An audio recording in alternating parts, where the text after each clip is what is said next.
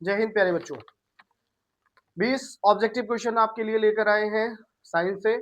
पहला क्वेश्चन है, बल की इकाई क्या है? तो हम लोग जानते हैं बल की इकाई क्या होती है, न्यूटन। जबकि जूल किसकी इकाई है? कार्य की। वॉट किसकी है? शक्ति की। और पास्कल दाब की। गति की एसआई इकाई क्या है? गति। वेग बराबर क्या होता है? दूरी बटा समय। तो विस्थापन बटे समय, तो यहाँ पर मीटर पर सेकेंड ऑप्शन सही हो जाएगा। एसआई कह रहा है सेंटीमीटर पर सेकंड, क्या है? सीजीएस मात्रक है इसका, सही ये भी है, लेकिन क्या कह रहा है आपसे? एसआई मात्रक क्या है? तो मीटर पर सेकंड। कार्य, कार्य बराबर डब्ल्यू बराबर एफ इंटू डी। बल और विस्थापन के गुणनफल को क्या कहते हैं? कार्य। तो पहला ऑप्शन नहीं सही होगा, दूसरा ऑप्शन आपको दिख रहा है, ये सही हो जाएगा। द्रव्यमान की एसआई इकाई, ग्राम भी द्रव्यमान की इकाई है, लेकिन सीजीएस पद्धति में है। किलोग्राम क्या है? एसआई मात्रक है इसका, यहाँ पर ऑप्शन बी लग जाएगा। विद्युत धारा की एसआई इकाई क्या होती है? तो विद्युत धारा की एसआई इकाई क्या है? एम्पियर है। ऑप्शन यहाँ पर सी सही हो जाएगा। इसी तरीके से 6 नंबर क्वेश्चन पर हम लोग आए। प्रकाश की चाल सबसे अधिकतम किसमें होती है? तो निर्वात में प्रकाश की चाल सबसे अधिक होती है। इसके बाद दाब, दाब बराबर पी बराबर क्या होता है? एफ बाई ए। मतलब कि यहाँ पर आपको बताना है कि दाब का सूत्र क्या सही है। तो यहाँ पर एफ बाई ए, यहाँ पर एफ मतलब बल और ए मतलब क्षेत्रफल, मतलब यहाँ पर बी ऑप्शन सही दिख रहा है। पानी का रासायनिक सूत्र क्या होता है? H2O। जबकि CO2 को क्या कहते हैं? Carbon dioxide. O2 को क्या कहते हैं? ऑक्सीजन। और H2O2 क्या है? हाइड्रोजन पेरोक्साइड है बच्चों।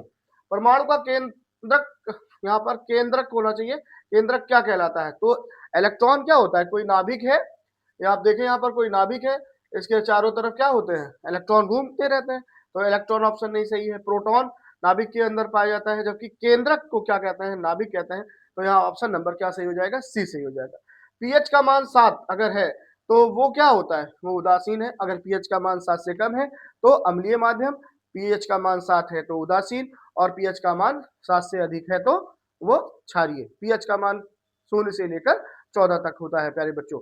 इस तरीके से मैंने 10 क्वेश्चन आपको अभी कराए हैं, 10 और कराता हूं। देखिए,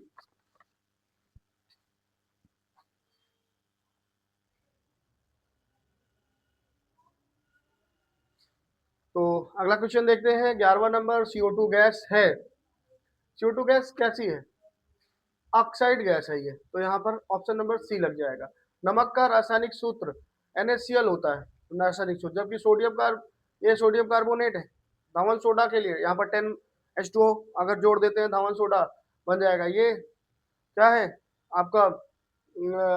जो है सोडा लाइम, जो है जो धोने वाला सोडा। उसके बाद कास्टिक सोडा जिसे कहते हैं, ये कैल्शियम क्लोराइड है। धातुएं सामान्यतः कैसी होती हैं? भंगुर। तो यहाँ पर ये ऑप्शन लगा था, यहाँ पर ये भंगुर नहीं होती, विद्युत के कुचालक नहीं होती, सुचालक होती है, जबकि चमकीली होती है बच्चों। तो ये भी नहीं होगा, ये भी नहीं होगा, सी ऑप्शन यहाँ पर सही हो जाएगा। अगला क्वेश्चन है, ऑक्सीकरण में क्या होता है?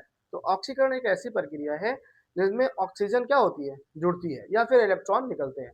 ऐसा कहीं पर मिले तो देखें, ऑक्सीजन का जुड़ना क्या कहलाता है? ऑक्सीकरण। तो ऑप्शन ये भी नहीं सही होगा, ये भी नहीं सही होगा। इलेक्ट्रॉन निकलते अगर लिखा हुआ होता तो सही हो जाता। लवण बनते हैं, ये भी नहीं सही होगा। अगला क्वेश्चन चलते हैं, जो कि हमारा बायो से है, संबंधित है। यहाँ पर देखें, मानव हृदय में कितने कक्ष होते हैं? तो मानव हृदय में कितने कक्ष होते हैं? 4। जबकि मेढक में कितने कक्ष होते हैं? 3। मगरमच्छ में कितने कक्ष होते हैं? 4। मछलियों में कितने कक्ष होते हैं? 2। ये सारी चीजें याद रखिए। प्रकाश संश्लेषण किसमें होता है? प्रकाश संश्लेषण की क्रिया के द्वारा क्या बनता है? भोजन। और ये प्रक्रिया हमारी कहाँ पर चलती है? हरित लवक में से ये चलती है, जिसे हम क्लोरोप्लास्ट के नाम से जानते हैं।